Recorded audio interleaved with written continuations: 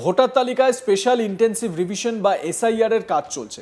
দেশ জুড়ে এই কাজ চলবে। শুধুমাত্র বিহারেই নাকি বাদ গিয়েছে 65 লক্ষ ভোটারের নাম।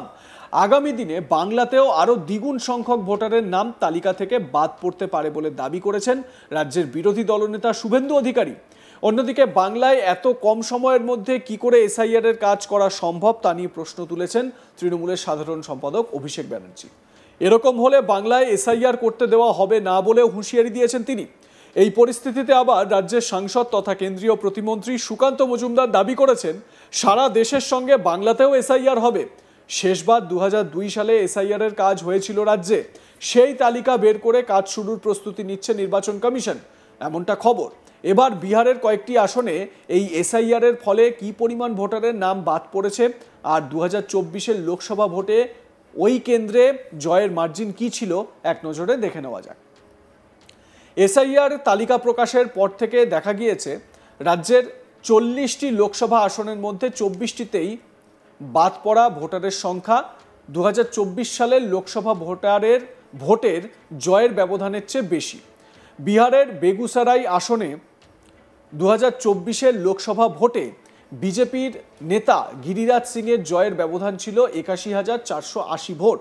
অথচ এসআইআর এর পর ভোটার তালিকা থেকে বাদ গিয়েছেন 1,83,178 জন। মোট ভোটার সংখ্যা নেমে এসেছে 22 লক্ষ থেকে প্রায় 20,77,000-এ। শেওহর আসনে জেডিইউ প্রার্থী জিতেছিলেন মাত্র 29,143 ভোটে। অথচ তালিকা থেকে বাদ গিয়েছে 1,09,723 জন ভোটার। আরও বড় প্রশ্ন, 2019 লোকসভা থেকে 2020 বিধানসভা ভোটের মধ্যে শেওহরে যোগ হয়েছিল প্রায় 70,000 নতুন ভোটার। একই ছবি দেখা গিয়েছে বিহারের পূর্বী চম্পারণ, আরারিয়া ও সীতামারিতেও। বিহারে যদি এই বিপুল পরিমাণ ভোটারের নাম বাদ যাওয়ায় ভোটের মার্জিনে প্রভাব পড়ে থাকে, তাহলে 2026-এর বিধানসভা ভোটে বাংলাতেও একই ঘটনা ঘটতে পারে বলে মনে করছে রাজনৈতিক বিশেষজ্ঞরা। ভোটার তালিকায় নাম বাদ দেওয়াকে কেন্দ্র করে কমিশনের চক্রান্ত হিসেবে দেখছেন তারা। 21-এর ধর্মতলার মঞ্চ থেকে তা নিয়ে ঝাঁঝালো বক্তব্যও রেখেছেন মমতা ব্যানার্জি। এবার বাংলায় বাংলাদেশি মুসলমান ও রোহিঙ্গা কত, সেই প্রসঙ্গে রাজ্যের বিরোধী দলনেতা শুভেন্দু অধিকারী সাংবাদিকদের সামনে বলেন, একটাও রোহিঙ্গা বাংলাদেশি মুসলমানের নাম থাকবে না। আমাদের এখানেও মুসলমান গ্রামে বাংলাদেশি মেয়েদের সঙ্গে ফেসবুকে পরিচয় করে এখানে এসে বিয়ে করছে, তারপরেই ভুয়া আধার কার্ড বানিয়ে নিচ্ছে। কেউ ভিসা করে এসেছে, ফিরে যায়নি, আবার অনেকেই ভিসা না করে চলে এসেছে। বিহারে যদি 50 লাখ বাদ যায়, এখানে 1,25,00,000 বাংলাদেশি মুসলমান ও রোহিঙ্গার নাম বাদ যাবে। শুভেন্দু অধিকারী ঠিক কি বলেছিলেন এই প্রসঙ্গে শোনাবো আপনাদের। বিহারে যদি 50 লাখ বাদ যায়, এখানে 1,25,00,000 বাংলাদেশি মুসলমান আর রোহিঙ্গা বাদ যাবে। আর সব হিন্দুদেরকে আমি অ্যাসিওর করছি, ভারতীয় হিন্দু মুসলমানকে অ্যাসিওর করছি, আর ধর্মীয় কারণে বাংলাদেশ থেকে আসা হিন্দুদের অ্যাসিওর করছি, একটা কারোরও কোনো অসুবিধা হলে উপরে মোদিজি যদি গ্যারান্টার থাকেন, এই রাজ্যের এলওপিও একটা ছোটখাটো গ্যারেন্টি, একটাও রোহিঙ্গা এবং বাংলাদেশের মুসলমানের নাম থাকবে না। আমাদের এখানেও সব মুসলমান গ্রামে বাংলাদেশের মেয়েদের ফেসবুকে এই 5-6 বছরের মধ্যে পটিয়ে নিয়েছে, বিয়ে করিয়েছে, করে ফলস আধারে পিক করে দিয়েছে। সব মুসলমান পাড়ায় পাবেন আপনি বাংলাদেশের মেয়ে বউ। বাংলাদেশের মুসলমান মেয়েদেরকে এনে বিয়ে করেছে ফেসবুকে পটিয়ে। কেউ ভিসা করে এসছে আর ফিরে যায়নি, আর অনেকেই ভিসা না করে মমতার দয় বেড়া নেই, খোলা 540 কিলোমিটার ঢোকাচ্ছে, শেষ করে দিচ্ছে। ভোটার লিস্ট নিয়ে সরগরম রাজ্য রাজনীতি। রাজ্যের শাসক দল তৃণমূল কংগ্রেস মনে করছে তালিকা সংশোধন এবং এসআইআর আপাতত বিহারে হলেও এর আসল টার্গেট বাংলা। ভোটার তালিকায় কারো নাম যাতে বাদ না যায়, সেই কারণে প্রত্যেককে ভোটার লিস্টে নতুন করে নাম তোলার পরামর্শ দিয়েছেন তৃণমূল নেত্রী মমতা বন্দ্যোপাধ্যায়। এই প্রসঙ্গে এবার বিশাল তথ্য ফাঁস করলেন তৃণমূলের second in command Abhishek Banerjee. তিনি জানান, এসআইআর এর নামে দেশ জুড়ে যা চলছে আমরা সবাই দেখেছি। বিহারে এসআইআর চলছে, সুপ্রিম কোর্টে এ বিষয়ে মামলা চলছে। অগাস্টে ডেট রয়েছে মামলার, বিচার বিভাগের ওপর আমার পুরোপুরি আস্থা আছে। বিহারের যে খবর সামনে আমাদের আসছে তা খুবই মর্মান্তিক। কুকুরের নামে রেসিডেন্সিয়াল সার্টিফিকেট ইস্যু হয়ে যাচ্ছে, ট্রাক্টরের নামে সার্টিফিকেট ইস্যু হচ্ছে। ট্রাক্টর কুকুর ভোট দেবে, আর যারা ভোট দেবে তাদের ভোটাধিকার কেড়ে নেওয়া হচ্ছে। বিশেষ করে বাংলায় 2021 সালে যখন নির্বাচন হয়েছিল তখন এক দফায় নির্বাচনের বদলে 8 দফায় নির্বাচন করা হয়েছিল।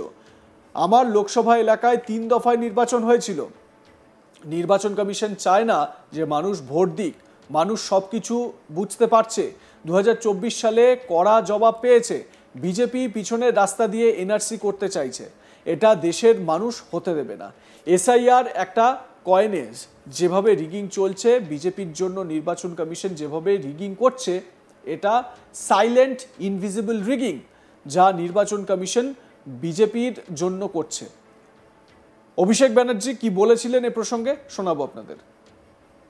एसआईआर के नाम पे देश में जो चल रहा है, हम सब ने देखा है बिहार में एसआईआर चल रहा है और केस भी सब जुडिस है। सुप्रीम कोर्ट में ऑलरेडी केस फाइल हुआ है, कल हियरिंग था, अभी अगस्त में फिर डेट पड़ा है।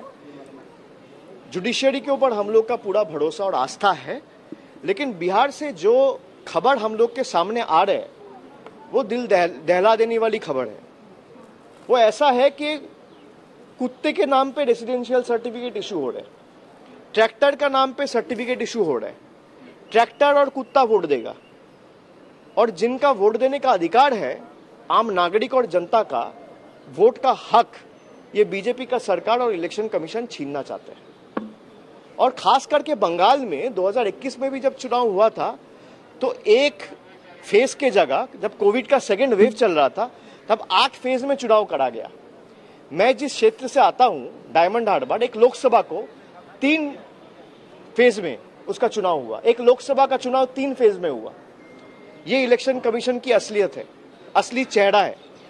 तो ये इलेक्शन कमीशन चाहता ही नहीं है कि लोग अपना वोट दें, क्योंकि लोगों को पता है, और खास करके बीजेपी के नेताओं को और जो लोग ये सरकार चला रहे हैं उन सबको पता है कि अगर जनता को वोट देने का हक मिल गया तो जवाब तो करारा मिलेगा। वो जवाब 2024 में भी करारा मिला। 400 पार की बात करते थे, गाड़ी आके 240 में रुक गया। तो जितने दिन जाएगा वो 240 वाला बस और गिरता जाएगा। तो इसलिए लोगों को वो वोट देने का जो अधिकार या हक है वो इलेक्शन कमीशन के थ्रू, जैसे अमित शाह ने बोला था एनआरसी होगा, तो एनआरसी तो कर नहीं पाए। बंगाल और पूरा देश के लोग, चाहे वो बिहार का हो, वो झारखंड का हो, वो यूपी का हो, वो मध्य प्रदेश का हो, देश ने दिखा दिया कि भारत का ताकत क्या है, देश का ताकत क्या है। तो अभी उनके ही डिपार्टमेंट में जो सेक्रेटरी था उसको चीफ इलेक्शन कमिश्नर बना के पीछे के रास्ते से वो एनआरसी करना चाह रहे हैं। ये भी देश का जनता होने नहीं देगी। লাইক কমেন্ট শেয়ার করতে ভুলবেন না। দেখতে থাকুন আজ তাক বাংলা। সাবস্ক্রাইব করুন আমাদের ইউটিউব চ্যানেলটি, বেল আইকন প্রেস করুন নোটিফিকেশন পেতে।